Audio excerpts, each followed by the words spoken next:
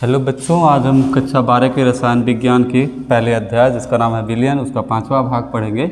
इससे पहले के अगर भाग आप लोगों ने नहीं देखे हैं तो उसका लिंक जो है इस वीडियो के डिस्क्रिप्शन में है, आप जाके वहां से देख सकते हैं ताकि ये वाला पार्ट आपको अच्छे से समझ में आए। ठीक है, तो पिछले इसके पहले टॉपिक में हम लोगों ने पढ़ा था द्रवों का द्रवों में विलयन, जिसमें हम लोगों ने राउल्ट का नियम पढ़ा। ठीक है, तो आज हम लोग स्टार्ट करने वाले हैं ठोसों का द्रव में विलयन। तो उसको पढ़ते हैं हम लोग कि ये विलयन कैसे, मतलब इसमें क्या क्या खास बातें होती हैं, तो उसको हम लोग पढ़ते हैं। ठोस पदार्थों का द्रव में विलयन और उनका वाष्प दाब। तो ठोस, ये जो द्रवीय विलयन है हम लोग द्रवीय विलयन में ही पढ़ने वाले हैं। तो उसमें हम लोगों ने पढ़ा था कि द्रवीय विलयन में विलायक हमेशा द्रव होगा, लेकिन जो विलेय है वो ठोस द्रव गैस कुछ भी हो सकता है। तो हम लोगों ने इससे पहले गैस और द्रव का तो देख लिया। आज हम लोग देखने वाले हैं ठोस पदार्थों का जब द्रव में विलयन बनता है यानी द्रवीय विलयन बनता है तो उनके गुण किस तरह से होते हैं या उसकी खास विशेषताएं क्या होती है, इसके बारे में हम लोग पढ़ने वाले हैं। तो विलयनों में एक मतलब ठोस पदार्थों का द्रवों में विलयन, ये भी विलयनों का एक महत्वपूर्ण वर्ग है जिसके बारे में बहुत सारा इसका ऐसा विलयन है जिसका हम लोग दैनिक जीवन में उपयोग भी करते हैं। तो देख लेते हैं हम लोग कि कौन कौन से ऐसे विलयन हैं। ठीक है, तो उदाहरण के तौर पे जैसे सोडियम क्लोराइड का जल में विलयन, ये हम लोग दैनिक जीवन में रोज़ देखते होंगे लगभग कि नमक को पानी में घोलना। तो नमक ठोस है और जल जो है वो द्रव है, तो ये एक हो गया। दूसरा हो गया ग्लूकोज का जल में विलयन, तो ये भी हम लोग देखते हैं नॉर्मली। तीसरा यूरिया का जल में विलयन, ये भी देख सकते हैं, आसानी से देख सकते हैं हम लोग। ठीक है, नेक्स्ट है शर्करा का जल में विलयन, ये भी हम लोग घर पे अपने देखते ही है। अगला है आयोडीन का कार्बन डाइसल्फाइड में विलयन, ये नहीं देखते होंगे। ठीक है, आयोडीन का कार्बन डाइसल्फाइड में विलयन, तो कार्बन डाइसल्फाइड और आयोडीन, ठीक है, आयोडीन जो कि नमक में होता है उसको कार्बन डाइसल्फाइड में घोला जाता है, तो वो जो विलयन बनता है वो भी द्रवीय विलयन बनता है, जिसमें आयोडीन एक सॉलिड है, कार्बन डाइसल्फाइड द्रव के रूप में होती है। और इसी तरह गंधक का कार्बन डाइसल्फाइड में विलयन, ठीक है, गंधक मतलब सल्फर का, ठीक है, सल्फर को ही सामान्य भाषा में गंधक कहा जाता है, तो इसका कार्बन डाइसल्फाइड में विलयन। तो ये जो ठोसों के द्रव में विलयन बनते हैं इनमें कुछ ऐसे गुणधर्म होते हैं जो द्रव और द्रव से बने विलयन या फिर गैस और द्रव से बने विलयन से कुछ अलग होते हैं। तो उदाहरण के स्वरूप अगर हम लोग बात करें तो इनका जो वाष्प दाब है, ठीक है, वो द्रव का जो द्रव विलयन है उससे अलग होता है, या जो फिर गैस का द्रव में विलयन है उससे भी अलग होता है। तो इसके बारे में हम लोग देखते हैं कि कैसे क्या होता है। कि जैसे मान लीजिए कि ये हमारे पास कोई विलायक था और किसी ताप पर ये वाष्पित होता है, यानी लिक्विड से ये गैस फॉर्म में आता है, लिक्विड प्रावस्था से गैस प्रावस्था में आता है। तो उस समय क्या होगा कि जब गैस प्रावस्था में आएगा, ठीक है, द्रव अवस्था में था उससे निकल करके गैस अवस्था में आया और फिर ये क्या करेगा, फिर जा करके फिर इस विलयन की सतह से टकराएगा और फिर अंदर जाके फिर द्रव अवस्था में आए। तो ऐसे ही ये प्रक्रिया तब तक चलती रहेगी जब तक कि उस पर कोई साम्य एक स्थापित ना हो जाए। अब क्या होगा, यहाँ पे देख सकते हैं हम लोग कि जैसे यहाँ से मॉलिक्यूल निकला बाहर, ठीक है, बाहर निकला यहाँ पे आया, अब ये विलयन की सतह है, विलायक का सतह है जो बीच में द्रव रखा हुआ है उसका सतह है। अब इसकी सतह पे जितने भी मॉलिक्यूल होंगे वो केवल और केवल किसके होंगे, विलायक के होंगे।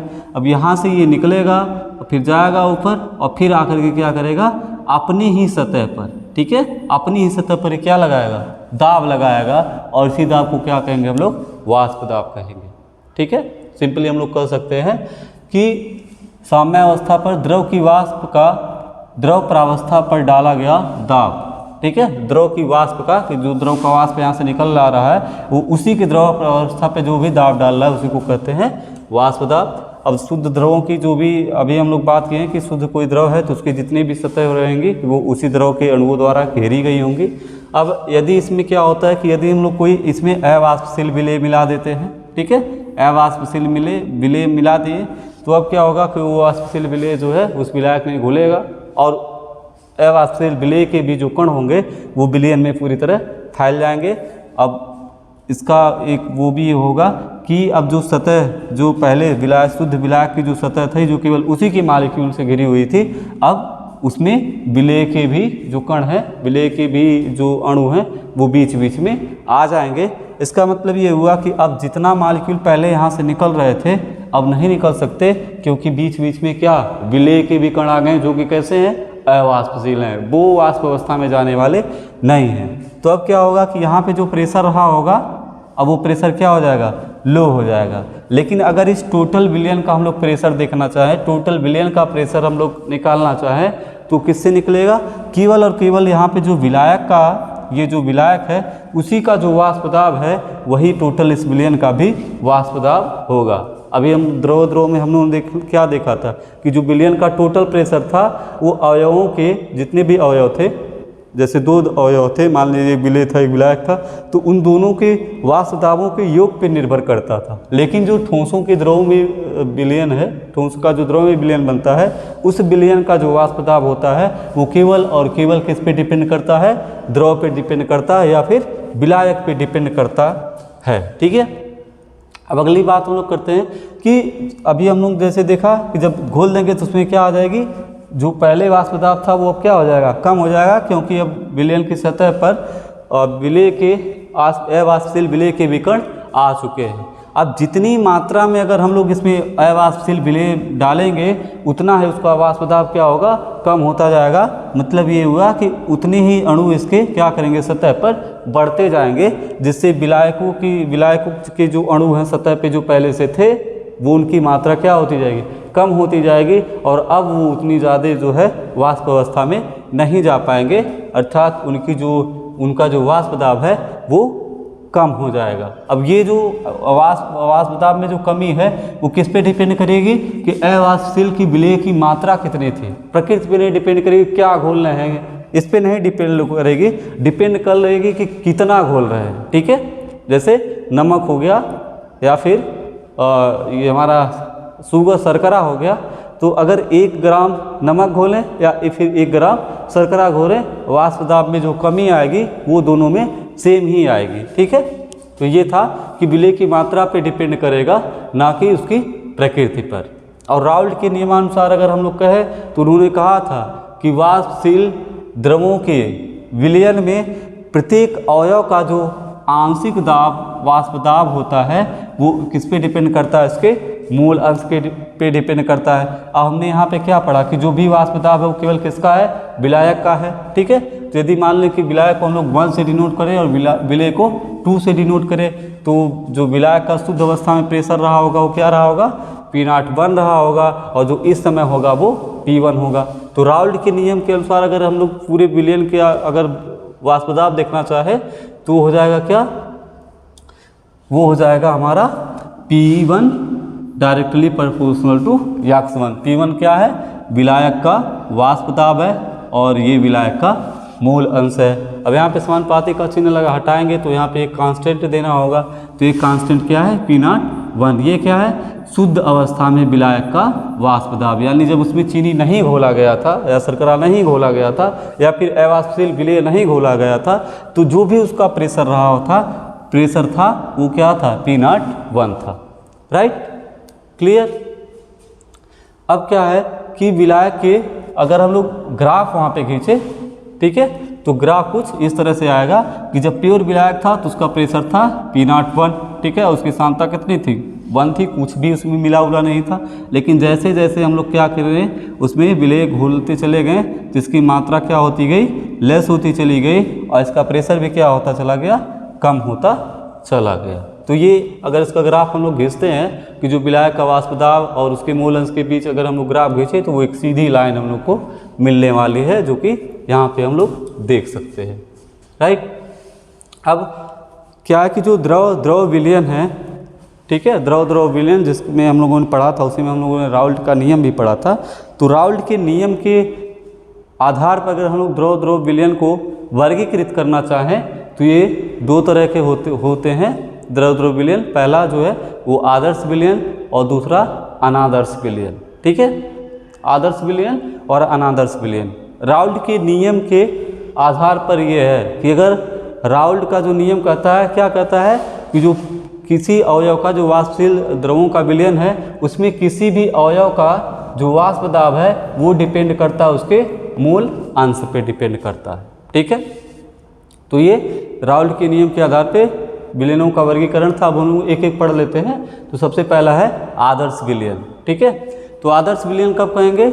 ऐसे विलयन होंगे जो सभी सांद्रताओं पे राउल्ट के नियम को फॉलो करो, राउल्ट के नियम का पालन करें, तो उनको हम लोग कहेंगे आदर्श विलयन।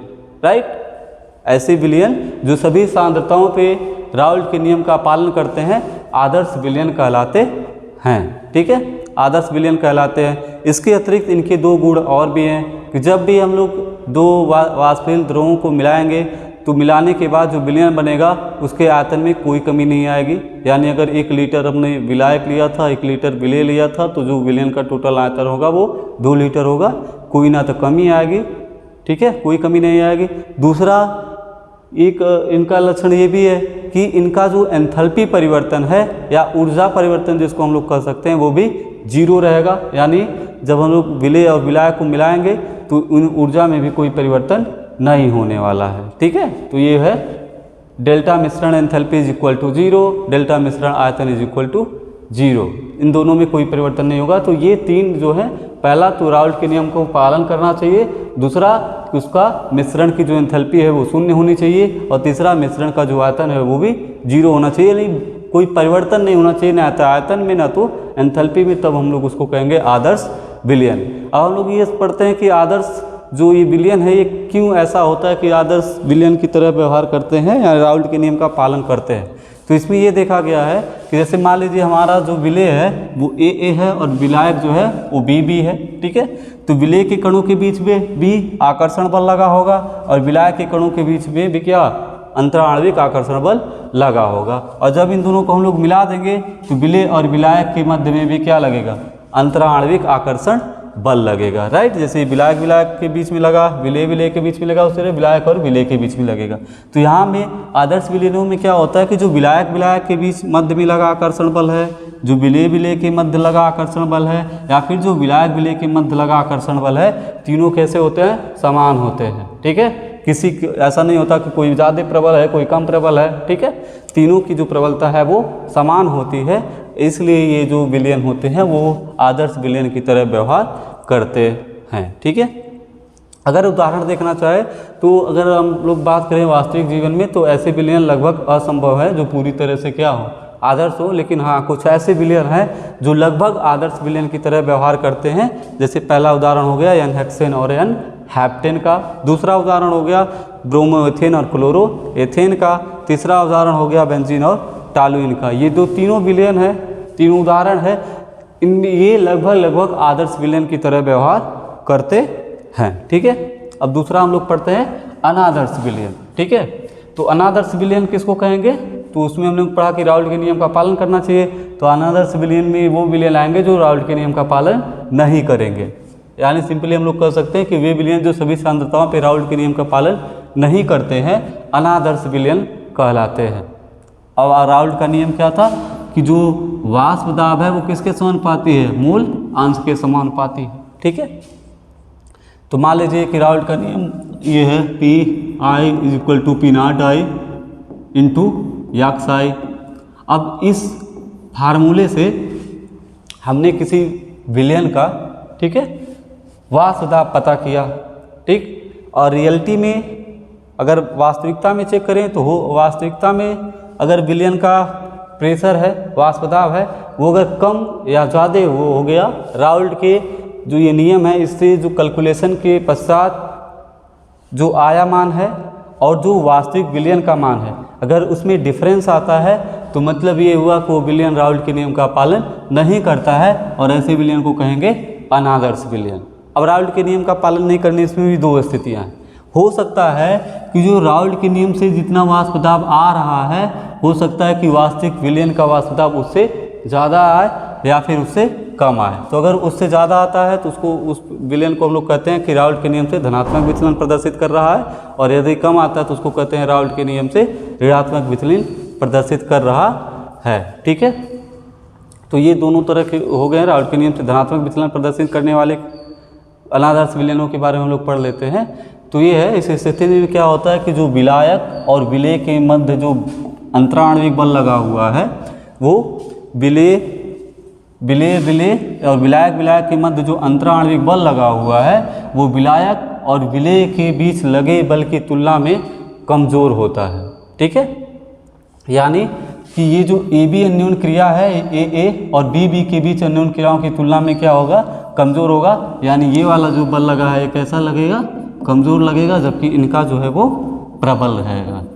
ठीक है, इनका और यहाँ दोनों पे ये प्रबल बल लगा रहेगा। जब ये विलयन बनाएंगे तो उनके बीच में कमज़ोर बल लगेगा, और इस वजह से जो विलायक है वो अपनी शुद्ध अवस्था में ही रहना चाहेगा, जो विलेय है वो भी अपनी शुद्ध अवस्था में रहना चाहेगा, क्योंकि वहाँ पे अस्थायी तो कम है, वहाँ पे कमज़ोर बल लगा हुआ, जबकि इनके बीच में कैसा बल लगा हुआ था, प्रबल बल लगा हुआ था। तो इस स्थिति में जो विलयन है वो धनात्मक विचलन प्रदर्शित करेगा। यहाँ पे हम लोग देख सकते हैं, अगर ग्राफ में देखेंगे तो पहले क्या राउल्ट के नियम से ये आना चाहिए था, लेकिन अब क्या होगा कि राउल्ट के नियम से धनात्मक विचलन करने की स्थिति में इनका प्रेशर जो अपेक्षित है उससे ज़्यादा आएगा। तो इस तरह का कुछ ग्राफ जो है हम लोग को मिलने वाला है कि जो अपेक्षित है राउल्ट के नियम से जो अपेक्षित वाष्प दाब है उससे जो विलयन बन रहा है उसका जो दाब है उससे कहीं ज़्यादा आ रहा है, तो इसको हम लोग कहेंगे धनात्मक विचलन प्रदर्शित करने वाले अनादर्श विलयन। उदाहरण की बात करें तो एथेनॉल व एसीटोन का विलयन। तो एथेनॉल में हम लोग बात करेंगे, एथेनॉल के जो मॉलिक्यूल होते हैं वो आपस में हाइड्रोजन बंध द्वारा जुड़े रहते हैं, और एसीटोन के जो मॉलिक्यूल होते हैं वो भी आपस में हाइड्रोजन आबंध द्वारा जुड़े होते हैं। लेकिन जब हम इन दोनों को मिला देते हैं तो इन दोनों के मध्य कोई हाइड्रोजन आबंध नहीं बनता है, इसलिए वहाँ पे क्या होता है कि जो एथेनॉल और एसीटोन के मध्य जो अंतरांकण बल लग रहा है वो कमज़ोर हो जाता है। दूसरा इसका उदाहरण देखें तो कार्बन डाइसल्फाइड और एसीटोन का, उसमें भी सेम यही रीजन है। ठीक है, अब अगला है राउल्ट के नियम से ऋणात्मक विचलन प्रदर्शन करने वाले अनादर्श। तो राउल्ट के नियम में अनादर्श विलयन उनको कहेंगे जिसमें क्या होगा कि विलायक के मध्य लगा आणविक बल और विलेय के मध्य लगा अंतराण्विक बल। विलायक और विलेय के मध्य लगे अंतराण्विक बल की तुलना में ये दोनों कैसे होंगे, कमज़ोर होंगे। कैसे होंगे, कमज़ोर। ठीक है, कमज़ोर होंगे, या फिर इसको हम लोग कहते हैं कि दुर्बल होंगे और वो प्रबल होगा। इसलिए जब हम लोग विलायक और विलेय को मिला देंगे तो इनके अणु विलयन में ही रहना चाहेंगे, विलयन से निकल कर विलेय या विलायक के नहीं आना चाहेंगे, क्योंकि यहाँ पे स्टेबिलिटी कम है, और इस कारण से क्या होगा कि इनका जो वाष्प दाब है वो कम हो जाएगा और ये ऋणात्मक विचलन प्रदर्शित करेंगे। ठीक, तो इसमें हम लोग इसमें इसका ग्राफ अगर देखें तो अपेक्षित वाष्प दाब था वो ये था, लेकिन यहाँ पे क्या होगा, कम हो गया, तो ये कुछ ग्राफ जो है वो इससे नीचे की तरह करके चला जाएगा। राइट, इसका अगर उदाहरण की हम लोग बात करें तो फिनाल व एनिलीन का मिश्रण, दूसरा है क्लोरोफॉर्म व एसीटोन का मिश्रण। तो आज के लिए बस इतना ही पढ़ते हैं, बाकी आगे के वीडियो हम लोग आगे वाला जो भी पार्ट है उसको कवर करेंगे।